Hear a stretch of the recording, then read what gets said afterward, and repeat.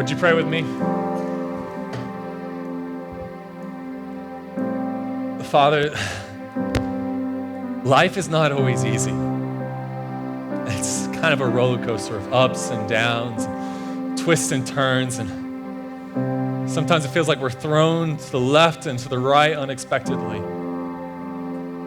But you are still sovereign.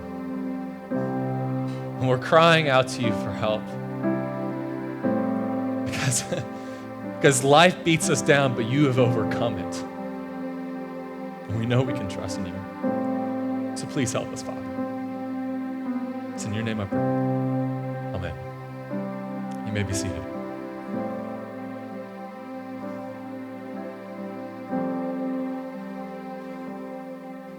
There was once this man named Donald. Donald was my grandfather. A short little old man, as sweet as the Peter Pan peanut butter he ate every day. He went fishing on the weekends, and he was the king of the dad jokes. Everyone loved him. He had 4 daughters, 7 grandkids, and 3 great-grandkids.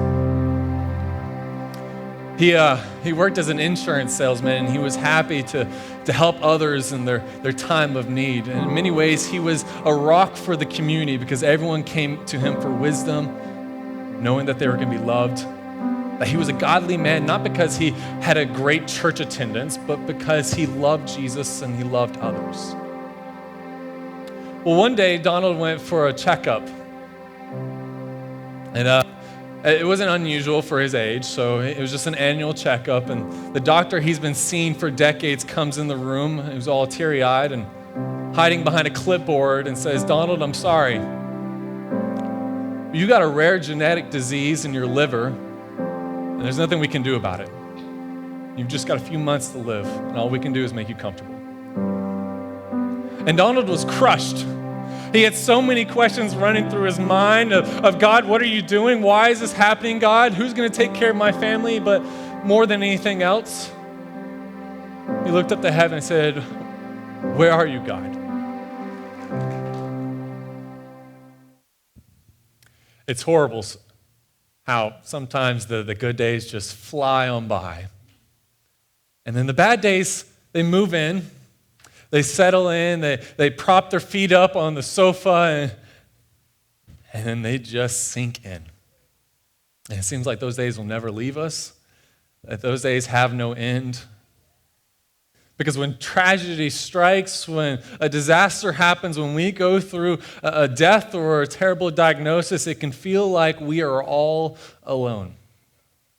And the temptation is to cry out to God, "God, where are you?" I mean, where was he when this tragedy happened? When this diagnosis was given? When this death happened unexpectedly? Where was he when we felt alone? When others mocked us and rejected us? Where was God?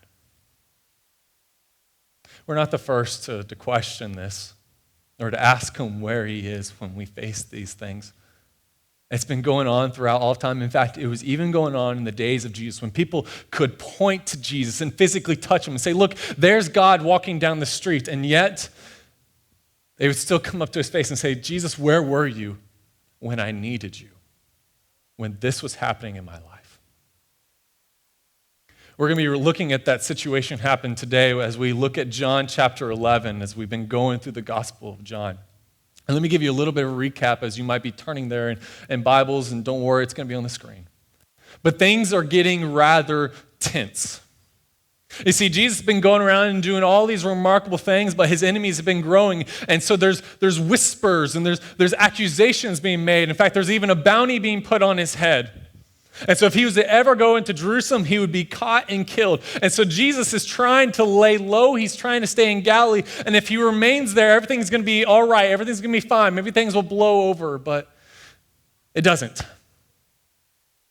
Because a tragedy strikes. Because there's this family in a little town called Bethany. And Bethany is in the suburbs right outside of Jerusalem, about 2 miles away. And there's a family there that matters to Jesus. He's very close to them. And tragedy strikes them, and we start off in verse 1 where we get to read the tragedy.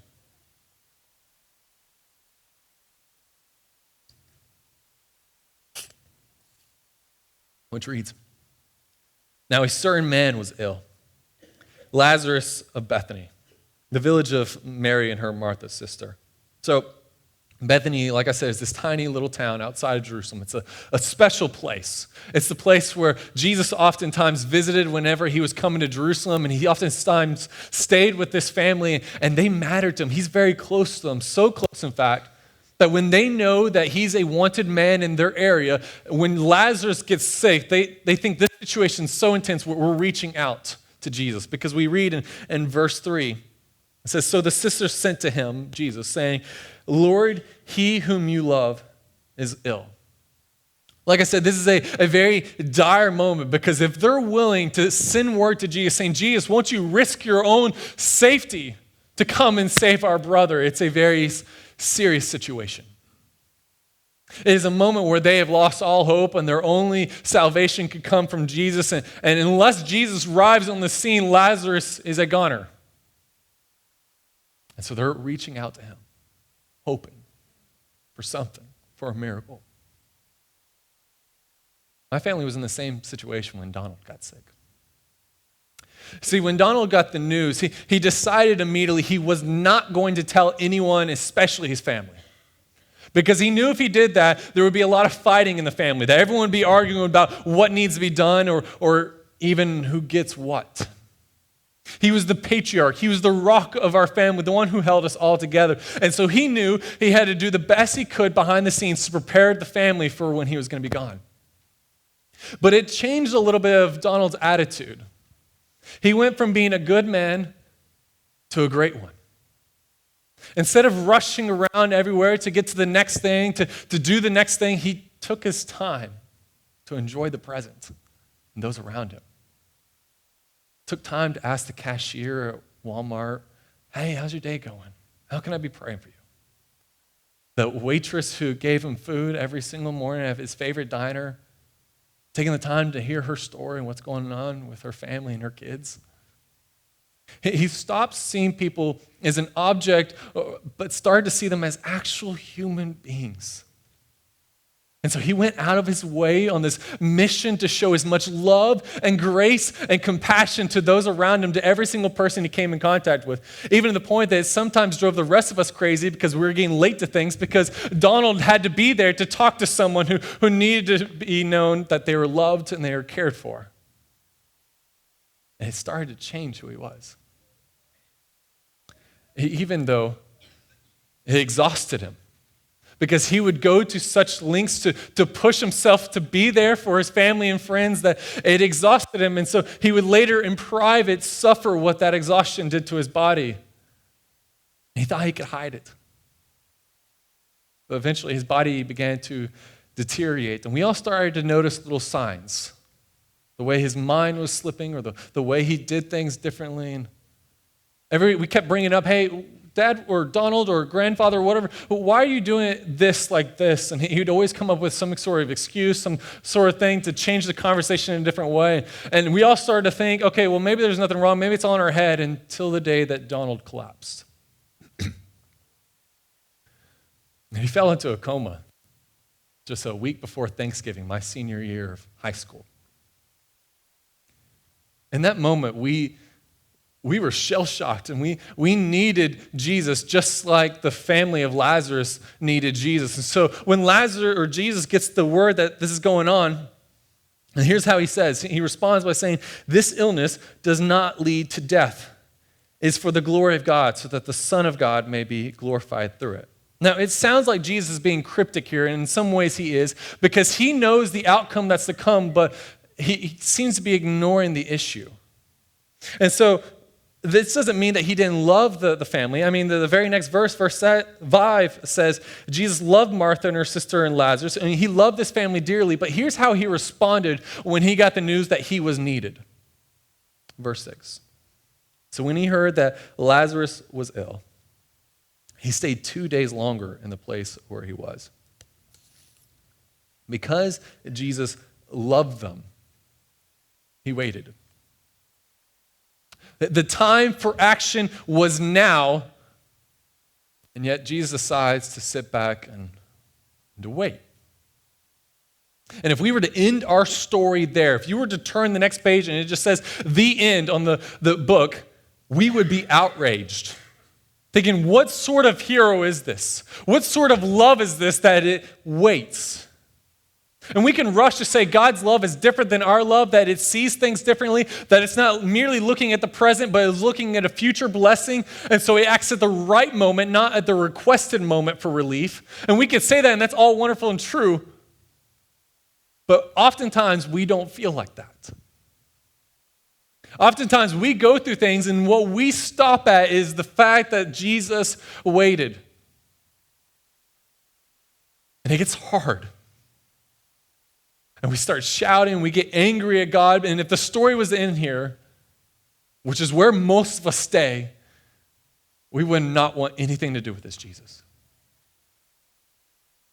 But thankfully, the story does continue. Because he waits a few days, and then he looks to his disciples and says, okay, guys, now's the time. Let's pack our bags. We got to go and save Lazarus. And they're a little bit confused by this because they're thinking, okay, if Jesus waited, maybe it wasn't really that bad of a situation. And at the same time, they know he's going back to a place where he's hunted, where his life is at risk, meaning he goes there, their lives are at risk as well. And so they try to argue with him, saying, Jesus, you can't go back there. And Jesus persists, saying, no, this is what we're doing. And so they pack up their bags and they follow their great leader and jump down to verse 17, and this is what we read. Now, when Jesus came, he found that Lazarus had already been in the tomb for 4 days. 4 days. Lazarus has been dead and cold for 4 days. Maybe if Jesus hadn't waited, he would have been there in time.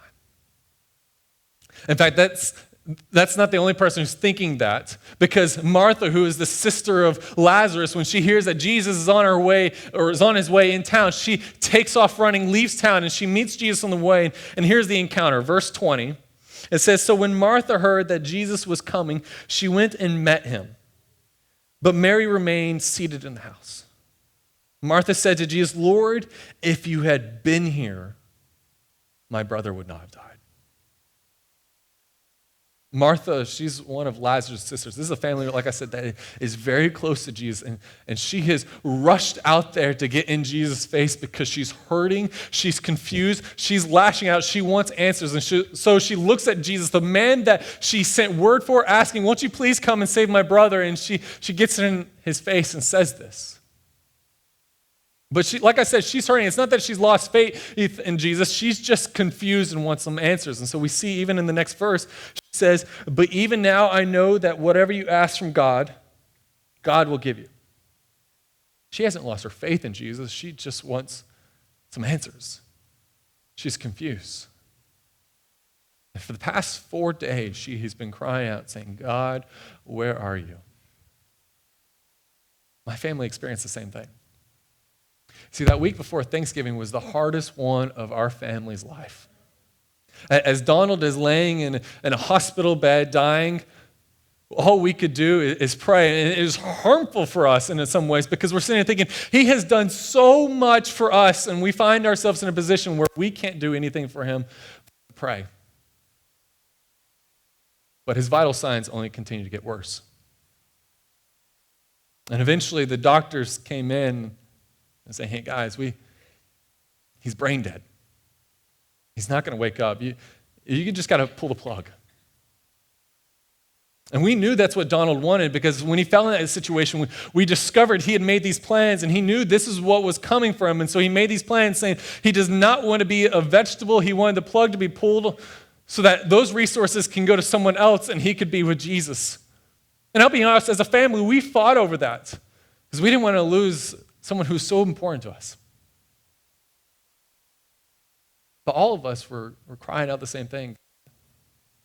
Where are you? And as Martha wrestled with this same question too in her pain, Jesus looks at her and says, your brother will rise again. What a strange response to give in this moment. And Martha, she's thinking that Jesus is just talking in religious platitudes, the kind of things that we say all the time to either hide away the pain or to give an excuse of why we were absent. And so she looks at him and she responds saying, I know that he will rise again in the resurrection on the last day. I mean, she's thinking Jesus is talking about the end of times, the big picture, that he's going to come and he's going to bring God's kingdom, and all those who are part of God's family is going to be joined with him and the recreated world that God has promised all throughout Scripture. And she thinks Jesus is this guy, but he's not quite what she expected. Because first off, she expected someone to be there. And then secondly, the idea was that whoever this Messiah was, that they're going to be kicking out the Romans, but Jesus is not doing that. Instead, he's come to do battle against a greater enemy, one that takes from all of us, and that's death. And so Jesus, in response, says to her, verse 25, he says, I am the resurrection and the life. Whoever believes in me, though he die, yet shall he live. And everyone who lives and believes in me shall never die. Do you believe this? Do you believe this, Martha? Do you believe that Jesus is not able only to give life, but he's also life itself? Do you believe that he's not only able to resurrect someone from the dead, but he is the very resurrection? Because Jesus didn't come just to fix a few boo-boos and to heal a few people and to give some food and stuff like that. No, he came so that humanity could have life again. As they're restored to what they were supposed to be as children of God by faith in who he is and by what he's done for all of us on the cross and by his resurrection, so that we could have a new life tethered to him. And so as he's presenting this case before Mary, or before Martha, Martha, in her response, she runs back to town to go get her sister Mary. Because Mary also needs to see Jesus. And we see, here's how Mary responds. In verse 32, now when Mary came to where Jesus was and saw him, she fell at his feet, saying to him, Lord, if you had been here, my brother would not have died. It's the same question that they so desperately want to know. But I want you to notice something real fast. The way Jesus responded to Mary is completely different than the way he responded to Martha. You see, he responded to Martha with reminding her of who his identity is and what his purpose and plan is, but Mary needed something different. And so he looks at her and he says, when Jesus saw her weeping, and the Jews who had come with her also weeping, he was deeply moved in his spirit and greatly troubled. He said, where have you laid him? And they said to him, Lord, come and see. And so they go together as a giant crowd to the tomb. And can you imagine some of those who probably didn't know Lazarus that well, but they're here for the funeral, and they know Jesus. They've heard the stories. They've seen some of the miracles. And they might be whispering on the fringes of the conversation, thinking, oh, he's healed blind people. And he's even raised other people from the dead before. He's done the unthinkable. He's calmed storms. Maybe he's going to do something like that again. So there's whispers on the fringes of the conversation, but that's not what Jesus does when he gets to the tomb. Instead, that we see his knees are shaking. He's struggling to breathe. He stumbles forward. One knee falls, and then the other. And then the maker of the universe, the God who spoke creation into existence and then stepped into it to dwell with it, the guy who is the resurrection, the life, this great hero, does what we read next, these famous words, verse 35. Jesus wept. And as the tears poured down his eyes, everyone there says, oh, look how much he cared for Lazarus. Except Jesus isn't doing this for show. His emotions are real and raw and vulnerable and tearing himself apart, because even though he knows the ending and he knows what great thing he's about to do for this family and for all of us, he still in that moment takes the time to weep with those who are weeping, to suffer alongside those who are hurting. And they go from compassion to then mocking him, saying, well, he's the one who did all this stuff for other people. If he was here, he could have done it again for Lazarus. And as Jesus starts to hear all this, he says, in verse 39, he stands up, wipes the tears from his eyes, and he says, take away the stone. And Martha, the sister of the dead man, said to him, Lord, by this time there will be an odor, for he's been dead 4 days. She's telling Jesus, no, Jesus, you can't do this. No, Jesus, don't you know better? No, Jesus, his body's going to stink. Jesus, just accept the fact that you weren't here when we needed you. Except someone forgot to tell Jesus that. that the fight was over. Because he looks at her and he says, verse 40, "Did I not tell you that if you believed, you would see the glory of God?" So they took away the stone. And Jesus lifted up his eyes and said, "Father, I thank you that you have heard me. I knew that you always hear me, but I said this on account of the people standing around, that they may believe that you sent me." He prays with such confidence, knowing that God is going to answer his prayer, but also that God has allowed him to step into this messy situation of human existence to make his dwelling in there. And so he lifts his head and he says this, verse 43, "When he had said these things, he cried out with a loud voice, 'Lazarus, come out.'" Here's the unbelievable thing that happens next. The man who had died came out. He's alive. Lazarus is walking, talking, breathing, stumbling out again as he's taken off these rags from him. He's alive. He's not some monster or Frankenstein. He is restored to what he once was, what he was supposed to be. And why did he come out, you might ask? Because the author of life, the resurrection of life, said that this was not the end of the story for you. That this grave that you have found yourself in, it's time that you came out. I've seen this happen before. I've seen those who should have died wake up again. I saw it in my grandfather.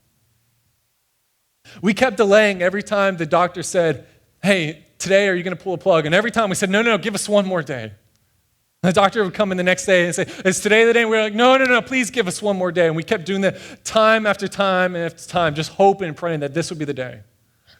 But his vital signs only got worse. And so we made an agreement as a family that it would be Thanksgiving when we pulled the plug, because that was Donald's favorite holiday. And we thought that was a fitting day to say goodbye to our father, grandfather, and friend.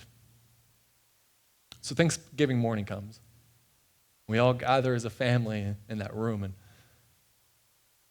as soon as we come in, a miracle happened. Donald opened his eyes. He smiled at his family that was crying all around him, and he even spoke. It was like God had said the same thing that he said to Lazarus of come out, saying, "Donald, it's time that you come out." It's the same thing which he says to all of us who lie dead in our sins, saying, "Come out. Why don't you come and come to Jesus? Why don't you come out and come to Jesus? Why don't you come and come out to Jesus?" Because there's new life in Jesus. Now, I think there's a beautiful truth from this passage that we can walk away remembering. I mean, there's a lot of truths that God loves and that God has power over life and death, that he is the resurrection of life. But I think, as I've been praying about this for the past few weeks, the thing I think we all need to know more than anything else from this passage is this: Jesus never abandons those who belong to him.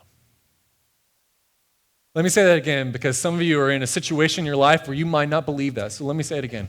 Jesus never abandons those who belong to him. In this life, you're going to go through trials. And you're going to go through times that are going to beat you up. You're going to go through tragedies. You're going to go through highs and lows, and it's going to feel like there's more lows than highs sometimes. And through it all, you might be tempted to look up and say, "God, where are you?" But here's the truth. He's not up there all distant from us and our problems. No, he's right next to us, weeping with us. Because when we go through struggles and trials in life, Jesus is right there with us. Because when we belong to him, it means he's never going to abandon us. Others in this world might, but he never will. And he saw such a need for him to be in this world that when we lived in our broken existence, he decided he was going to step in and make his dwelling among our mess and among the tragedies of our lives so that he could show us love, and how even though others might abandon us, others might lie to us, or we might convince ourselves of those things because we often lie to ourselves more than anyone else, Jesus so desperately wanted you to know that he will never abandon you when you belong to him. It doesn't mean that when I say this that your anxiety or your depression or your financial situation, your struggles, your family mess, that all that is guaranteed to go away. That is not what I'm saying. Because that's not what Christ says. He doesn't say those problems are going to go away. He says that he will never go away. And God sometimes, he takes away those issues. Sometimes he'll take away our anxiety, our depression, our marriage problems, our financial problems, our family problems, whatever it is, our physical problems. And sometimes he actually gives us more. And that's something that he, in his wisdom, knows best. And I can't give you always answers to that other than say, look, Jesus is never going to abandon us when we go through those things. Because this isn't a promise that your problems will go away. It is a promise that God will never go away, that he'll never stop chasing you, that he'll never stop loving you, that there's no point where you can be outside of his love. No, that he will continue to pour out his grace and love and mercy upon you because you matter to him. You now belong to him. You are his when you have faith in him and what he's done. And through that, he changes lives. He didn't abandon Lazarus. And he didn't abandon my grandfather either. That day, Thanksgiving it was a Thanksgiving I'll never forget. We had spent a week in the hospital room. None of us had left. None of us had showered. And we'd celebrate Thanksgiving with Subway sandwiches around the bed of my grandfather. And it was the best Thanksgiving I've ever had. And through it all, we were reminded that Jesus never abandoned us. And I got to see a miracle that day of a man I consider second to Jesus wake up from a condition that everyone else said that he should never have woken up from. And it was a wonderful thing. It was a miracle. But it wasn't long before Donald had a relapse. We spent the following Christmas and New Year's back in the hospital, same routine. Except this time things were worse. And just a few days after my 18th birthday, early January, Donald passed away.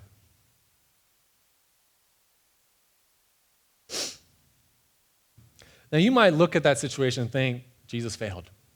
Why did he let this man die? Well, that's not how we saw it as a family. We saw instead of Jesus had given us time to spend the holidays with our grandfather, to be reminded of how blessed we were, how good of a man he was, but more than anything, to say goodbye to a man who meant so much to us. I got asked to speak at his funeral, to give the eulogy, and I discovered something.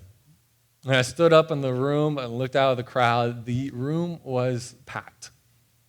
I mean, it was so full. This was the largest funeral home in town, and it was so full that the fire marshal showed up and started telling people they had to leave, that they couldn't stay. And so the funeral directors were setting up TVs in the parking lot to live stream the service, and we had people, even in the cold of January, we had the windows open so they could lean in and hear what was going on, because so many people wanted to be there to say goodbye to Donald. And after the service, we had countless people my family never even met before, coming up to us, telling us stories about all the wonderful things that Donald did for them, about how he helped them out financially, or how he was there for their games, or how he was there when they needed him, and all the many things that he did that we never knew that he did, that he invested the last years of his life trying to live like Jesus and to love God and love people. And we were reminded through all of it that Jesus never abandons those who belong to him, because Donald proved that with his own life for the community around him, for the hundreds of people who showed up at his funeral. We were reminded that Jesus never abandons those who belong to him. Here at the Bluff, we want to be about the same thing, because we believe that Jesus never abandons us when we belong to him. Look around this room and you will see people who have gone through trials, who have gone through suffering, who have lost loved ones, who just feel like they've been beaten by life. And when you're in that position yourself, you can look around this room and know that you are not alone. That one of the beautiful things about being in a community of faith is like this is that we can lean upon each other, knowing that there are people in this room who can empathize with us, who can know how we feel, who can be there for us, and even if it's just a shoulder to cry on. None of us are perfect, and none of us certainly have perfect lives. But we are all here together to remind ourselves that Jesus never abandons those who belong to him. Now here's the question. Do you belong to him? Look, I can't answer that for you. I wish I could. But if you're in a stage of life where you're having doubts about that, or maybe you realize, I've never belonged to him, we want you to know that we're here for you. We are thrilled that you are here. And we want you so desperately to know that if you have faith in who Jesus is and what he's done, he's never going to abandon you. Others in this life might abandon you. They might be friends or even family members, but Jesus will never abandon you. And that's what we want to proclaim here at the Bluff. And so if you're in a situation like that where you're like, I don't belong to Jesus or I want to, then here in a minute, I'm going to pray. And Stephanie and the band's going to come back up and sing. And during that time, if you need to talk to someone about that, then I encourage you to come in the back of the room. That's where I'll be hiding out, a few elders as well, and we can talk about that. Or maybe you're just sitting there thinking, I know I belong to Jesus, but guys, I'm struggling. There are situations in my life that are tearing us down. I want you to know that the people who sit around you, we're in this room. We're all here for you. And if you need to talk to someone as well, you can come then as well. We love you guys. And around this place, like I said before, this is a shame-free zone. We are not here to parade or to say, look, we have our lives all together. We're here to say our lives are a mess, but Jesus hasn't abandoned us despite the mess, but wants to live with us, wants to give us hope, wants to be with us as we go through what we've gone through, because he never abandons those who belong to him. So let's pray.